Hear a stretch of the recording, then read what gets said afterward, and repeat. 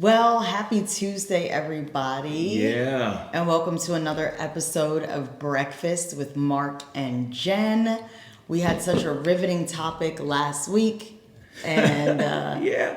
people said that it was helpful, though, said that they enjoyed it. So hopefully you've had a chance to check that out. If it's your first time here, welcome. Welcome. And we're just here to help your Christian marriage thrive. So I'm getting ready to introduce today's topic, but I do want to also point you to my left, which is Exhibit A, our new book, The Marriage Cheat Codes, which has been out for exactly 2 weeks now. And we have already sold over 100 copies, over 100 copies, guys, in just 2 weeks. And I say over 100 copies and counting because people are telling us that they're using this not just for their individual marriages, but for church marriage groups. So listen, we're gonna add the link. You can order it off Amazon. It's available on Prime. So just had to put that plug in there. No, that's so good. That's so good. But let's jump into what we're talking about today. Yep. So we're talking to you today about how to believe God for a spouse. And that's the first part of our talk today. Yeah, we'll see where it goes. We'll see where it goes. But we want to talk about how to believe God for a spouse. And I think this can be a topic that's challenging for people the older that they get. Okay. Because let's start there. Well, I was married very young.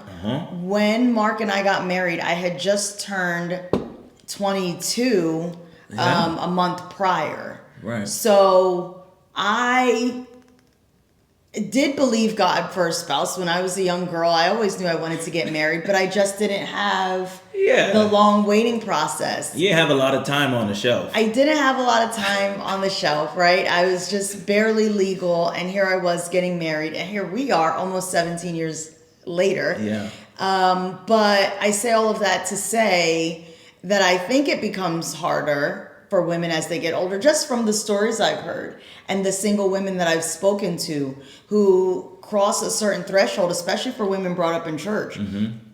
They cross that 30-year-old threshold, that 35-year-old threshold, and I think it starts to become harder to believe because sometimes the church society pressure is so strong that it can make you feel if you're not married by a certain age, it's not going to happen. But I think one way that you continue to believe God for a spouse, even if it hasn't happened yet, is knowing that His timing for you is going to be based on your marriage's purpose in the earth. Okay.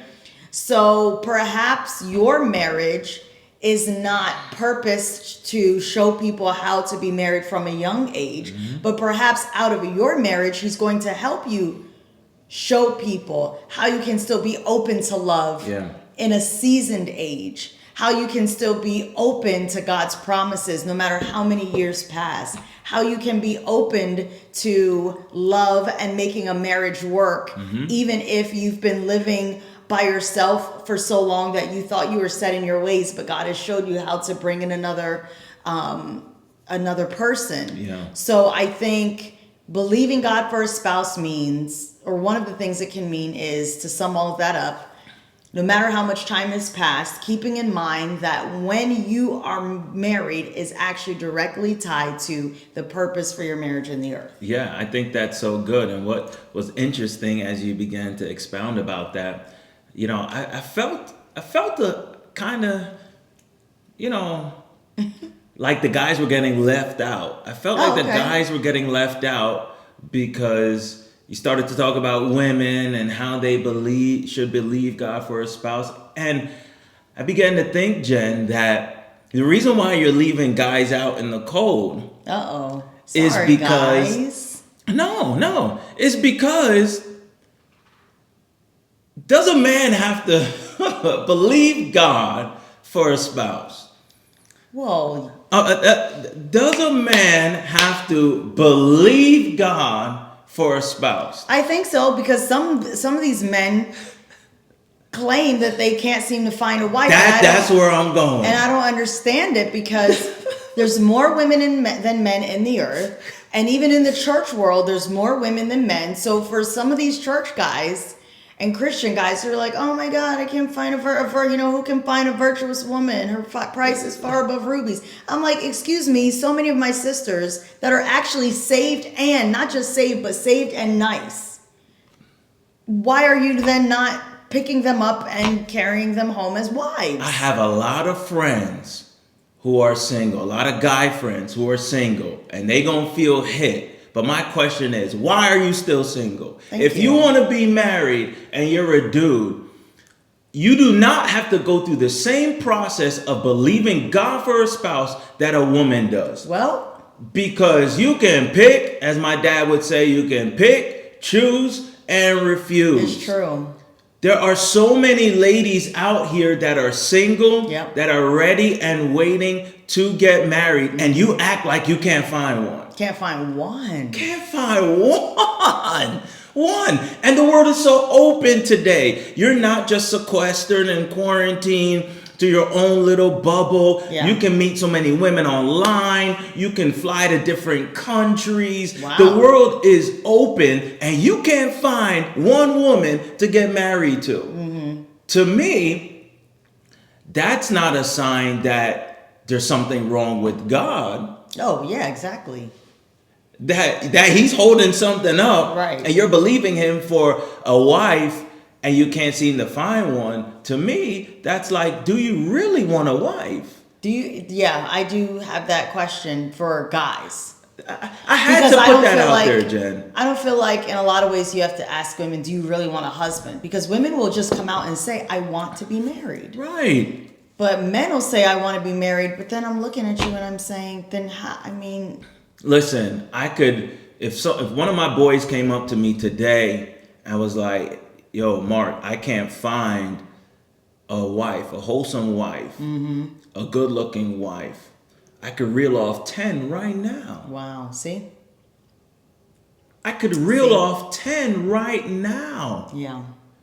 There's women in my church, outside of my church, women I see on social media, and it's like, okay, I get it.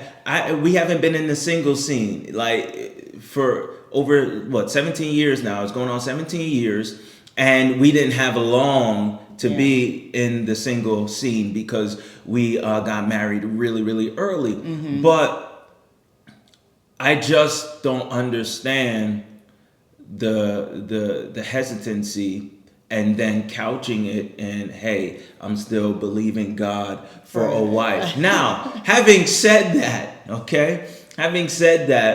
if you're a man, you know, how can you believe God for a wife? I think you need to be definitive and you need to be committal, right? That's good. You have to be strong as a man before you get married and say, God, this is what I'm looking for. That's good. And when I find that, I'm going to go forward. And I'm going to commit. Yeah, and I'm going to commit. One of the not redeeming qualities, but one of the most important qualities of a man that's primed and ready to have a spouse, believe God for a spouse, is a man that's committed. Is a man that says, I know what I want. And God, I'm coming to you in prayer about it. God, I may even fast about it. Yep. God, I'm looking. I'm not out here just waiting for something to happen, but I am pursuing it and I'm committed. Yeah. That's how a guy believes God for a spouse. You just don't see something you like, see something that may work for you, and be indifferent about it. Yeah, I agree. I think another way that both genders can believe God for a spouse is by doing introspection and really asking God, have you heard him correctly that he wants you to be married? Right. And you may say, well, how does that equate to believing God for a spouse? Because you want to make sure that you have heard God correctly, that you've gotten some sort of sign or prophecy or signal from heaven that he wants you to be married. The reason why you need that is because let's say he wants to bless you with your spouse when you turn 55. Right. And that's your first time getting married. You're going to have to, through your 20s, your 30s, and your 40s, have enough signs from heaven, have enough confirmation from heaven that he wants you to be married. Right. And so I guess because this is about how to believe God for a spouse, it is that no matter what happens around you, no matter how many of your dating relationships have failed, believe what the Lord has told you, because we're assuming that if you're watching this, you believe that 100% God told you he does want you to be married, right, in various ways. And so we want you to take that and constantly remind yourself of God's word. That's also how you believe God for a spouse, is you remind yourself of God's promise. Absolutely. You internalize it, you repeat it to yourself, you pray over it. You know, one of the things that's important here is that you have to believe it. You have to have faith that this is what God has for you. Not because if you don't get it, you're less than. Exactly. But it's because you believe that it is your destiny, it is your purpose to be married. So let's get even more practical. How do you actually believe? How do you take this idea of a spouse that's mysterious, that's nebulous, that doesn't have any practicality around it? It's just a prayer in the sky. How do you make it concrete enough to know that I'm actually believing God for a spouse? One of the practical things you can do is actually do something that is unorthodox. It may not be conventional, but let it go. Oh, that's a good tool. And let it go. Because if it's up to God to link you and connect you to someone else, and that you would be soulmates and unite as one, then there's not really something you can do outside of the practical things that we've already talked about in many videos. But at some point you have to say, God, I can wait patiently by putting this at your feet, believing that it's already done. That's gold. And I take the weight and the stress off of me. When you are walking in faith, whether it's about a spouse or it's about a job or it's about something in your career, for your family, letting it go shows that you actually believe. That's good. So then breaking it down even further, let's break it down by what letting it go means. Letting it go doesn't mean that you lift up to God only your faith and not your works. So if you have an opportunity to go to a networking event, you go. If you have an opportunity to glean from married women, married men, you glean from them. Yeah. But what we're saying is you don't allow the state of your singleness, your marital status of being single, to cause you to just not live your life anymore. So letting it go means you don't say, well, I'm not going to take that trip to Europe until I get married. Yeah. What if you have the money to go now, but God is going to have you meet your spouse 10 years from now, 5 years from now? Take the money now and go. You can go again when you have a spouse. It means that if you're in a position to buy a home and buy an investment property, you don't have to wait until you have a spouse to do those things. You're letting it go. You're saying, God, I'm trusting you. Yeah. But while I'm trusting you, I'm also going to live. Yeah. And then when you do bring my spouse to me and we meet and our destinies and our timing all comes together, some of those same things that I was doing when I was single, such as traveling and investing and just really living life, I can just continue doing those things. But I think some people get so caught up in I'll do this when, I'll do that when, that they actually put their lives on hold for much longer than God intended. Yeah. Because unless God told you and you know for sure that he's going to have you meet your spouse this year, this month, then what is the point of putting your life on hold for something that you know it's coming, but you don't know when? Jay, it's so good, Jay, because often our intervention in God's miracle is a sign of doubt. That's good. Our intervention in God's miracle is a sign of doubt. And Abraham and Sarah, they're believing God for a promise. They intervene. They try and handle it themselves. And Abraham and Hagar produce Ishmael. And God's like, no, that's not the one. Yeah. And you can say you're believing God for a spouse, but if your hands are in it too much, there's doubt there. There is. Yep. There's doubt there. And you're afraid of going another year and not getting married. You're afraid of going another 6 months. You're afraid that 2024 is going to close and it's another year that you're not married. So you're going to do whatever you can. You're going to move heaven and earth to make it happen. And then you make a mess of it. And God says, that's not the one. Wow. Yeah. That's not the one.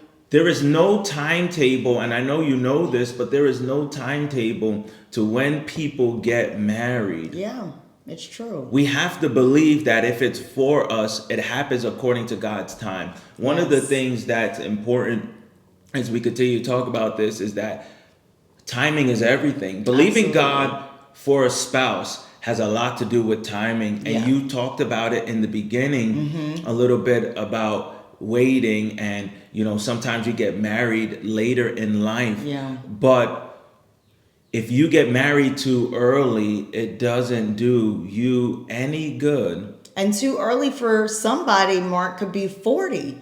Because sometimes when we say too early, we think, oh, you're talking about someone in their late teens. You're talking about someone in their early 20s. But I recently came across, I didn't read the whole thing, but a testimony that someone had shared to social media of a woman who said she waited on God and she got married for the first time at 60 years old. 60. And she said it was her first marriage, and she went through seeing her friends get married, have kids. Some of them now have grandkids on the way. And she's just getting married. And she said God promised her that her parents would see her get married. And so as she was aging, she thought, no, maybe I heard wrong. But both of her parents are alive and well in their 80s. And they just watched her get married. And for her specifically, I don't know what God wants to do with her and her husband. But if she had gotten married at 40, that would have been too early. Too early. Obviously, it would have been too early. And here's another thing, Jen, is that, okay, we're assuming that everyone, by believing God for a spouse, is going hard. There's probably some people out there right now who say they're believing God for a spouse and are not going hard. So some people have let go to the extreme. They're not going hard at all. They have put not only all the responsibility on God, but all the blame on God. And now they're saying, you know what? It's God's fault. It's God's domain, blah, blah, but I'm still believing God for a spouse. I want to turn up the heat on somebody today that actually needs to go into prayer for their spouse. That's good. Yeah. Like pray some kind of serious prayers like Hannah did for a son. Because she was barren and she didn't have a son, but she believed that God wanted to bless her with a son. So she began to pray and pray and pray. And she prayed to the point that she looked crazy. Because Eli thought she was drunk. Elkanah, sorry. No. Eli, you're right. Eli thought she was drunk. Elkanah was Hannah's husband. Right. That's what I thought you were So doing. the priest Eli thought she was crazy. He thought she was drunk. He even said to her, like, do you see what time of day it is? And you're here as a woman drunk, like you should be ashamed of yourself. And she's like, I'm not drunk. I am desperate. I am hungry. And so you may have to pray to the point where you feel like you look foolish or you sound foolish. You need to go deep into prayer because you need something in that prayer that will get your mind right, that will actually settle it in your spirit, will give you confidence to live another day, to live another year, will give you confidence that, okay, I've just received the breakthrough.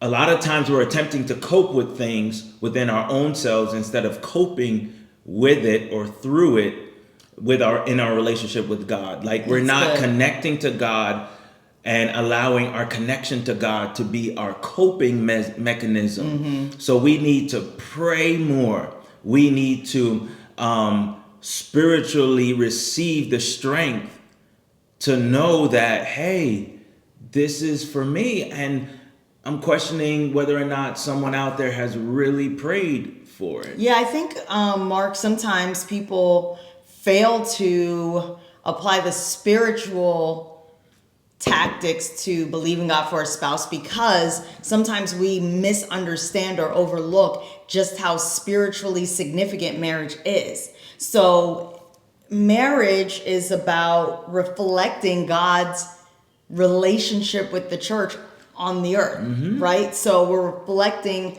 God's relationship with the church, where God is the groom, the church is his bride. Right. And so marriage reflects that. Marriage also is all about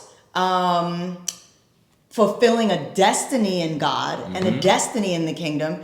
And then certainly if you're called to have children, biological or otherwise, you're also now responsible as a unit for raising other kingdom ambassadors who are going to be forceful in the earth. So wouldn't it be just like the enemy to want to stop all of that, to want to hinder all of that? Yeah. Anything that's going to advance the kingdom of God, the enemy wants to hinder. And true marriage done God's way absolutely advances his kingdom. So I think if you look at it from that perspective, maybe you'll see, man, this is serious. I need to pray about this.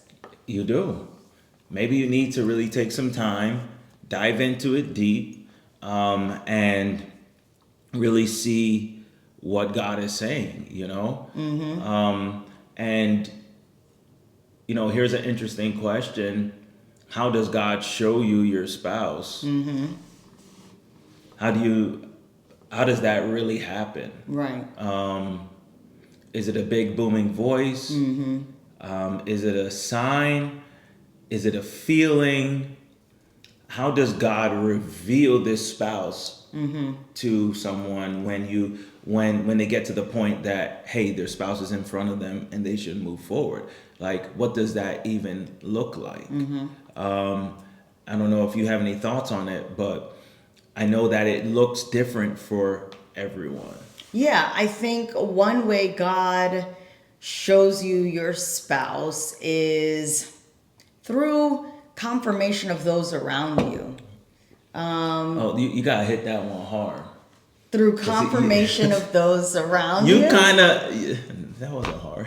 You kind of, no. But we may get into it because you kind of talked about this in your sermon on Through Sunday. Confirmation of those around you. Hit it hard. Okay. I mean, I don't know. I don't know, guys. You kind of talked about this in your sermon on Sunday. That sometimes the people around us that we think are hating on us Are trying to help us. are helpers. They're not haters, they're helpers. But you can't see that you're dating a serial killer. But they can. That's severe. You can't see that you're dating a serial killer. Okay. They can. So the confirmation of those around you is critical. Yeah, so I do believe that if this is the person that God has for you, there should be no level of everyone in your family thinks this person is off. All of your friends think the person is off. I mean, it's one thing to have the right person and maybe a friend here, an uncle or aunt there. Sorry. For some reason just doesn't like the person. But I'm saying when it's across the board, you just keep getting confirmation or people are like, are you sure? From the people that love you. Right. That's the thing. So if you're saying these are the same people who love you and they have your best interest at heart, why is it now that you're in a relationship and you want to get married, all of a sudden now they're haters? That doesn't make sense. So... This is so funny to me. It's so good to me. It just sounds hilarious. It sounds hilarious. Yeah, but people ignore the signs all the time. I mean, I'm thinking of someone right now who I know that unfortunately has gotten a divorce, but she was told, I'm told she was told By multiple many people. times that people in her family were like, girl, something's not sitting right with us. And so to go past all of that, to me, doesn't add up. So I do believe when someone is for you, it will be confirmed. Doesn't mean you won't have familial challenges. Right. Doesn't mean that maybe one person in your family doesn't care for them. Right. Maybe someone in your family is like, oh, girl, you should have married somebody that was a doctor. Why are you marrying this guy that, is a mechanic? Because there's nothing wrong with a mechanic. But maybe that one family member just has a thing for, they don't want you to marry a mechanic. Right. But even that one off doesn't mean that that's the wrong person. Again, what I'm reiterating is when it's across the board, people who love you, and you can't really find people that are in your corner to be in your corner about this, then you need to take a second look and think about, what am I missing? Yeah, and don't go looking for that long lost cousin that don't care about you just to get somebody on your side. And to co-sign this bad decision you're about to jump into, right. Talking about, oh, I got one person that says he's a good man, right. or she's a good woman. No, you went hunting for that. You went looking for that. And anybody that jumped on your team, you were like, yes, this is confirmation. Now, and we know that there are anomalies. We know that there are outliers. Right. So this is not an absolute, but what we found in experience is that when you have a loving family, people, friends that care about you, and all of them have questions, you need to look at that. Yes. Whereas Absolutely. the converse is, most of them love this person or are saying, you know what, you should look at this a little bit harder. This may be the one. Then that could be confirmation. Exactly. This is your spouse, and God is showing you your spouse. Absolutely. This is good. This is good. Mm-hmm. So I hope that we pray that a few of these points kind of shed some light, with some good food for thought on how you can believe God for a spouse. Yep. And so this wraps up another episode of Breakfast with Mark and Jen. If you haven't gotten a book, go out there, go to Amazon, grab the book. Many marriages are already being blessed by the book. We want your marriage to be blessed too. Yes. So we will catch you next time. Until then, take care.